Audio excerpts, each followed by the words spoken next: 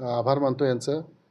येणाऱ्या ह्या कमीच काळाची संधी मला मिळाली जरी असली तरी मला पूर्वीचा जो अनुभव आहे तो पणाला लावून आदरणीय साहेबांची शाहू फुले आंबेडकरांची जी विचारसरणी आहे त्याला पुढे घेऊन जाण्याचं काम मी निश्चितपणे करेन आणि पक्षातल्या जुन्या आणि नवीन सगळ्या कार्यकर्त्याला एकत्र करून आणि काँग्रेस आणि शिवसेना उद्धव बाळासाहेब ठाकरे गटाची यांच्याशी संपर्क ठेवून एक चांगली आघाडी होईल याच्यासाठी आम्ही प्रयत्नशील असू आणि आम्हाला भारतीय जनता पक्षाला लढा द्यायचा आहे आणि जो लढा देण्यासाठी आम्हाला जी आमची मतविभागणी टाळायची आमचा निश्चितपणे प्रयत्न असेल.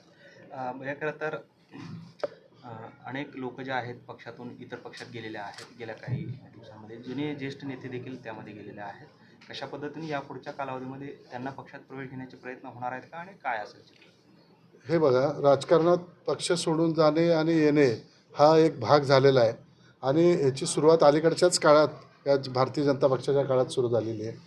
परंतु आता माझ्या पक्षाबद्दल बोलाल तर निश्चितपणे पक्ष सोडून गेलेले जर परत यायची इच्छा असेल आणि त्यांची आम्हा पक्षाला उपयुक्तता असेल आणि इलेक्टिव्ह मेरिट असेल तर त्यांना निश्चितपणे प्रवेश दिला जाईल.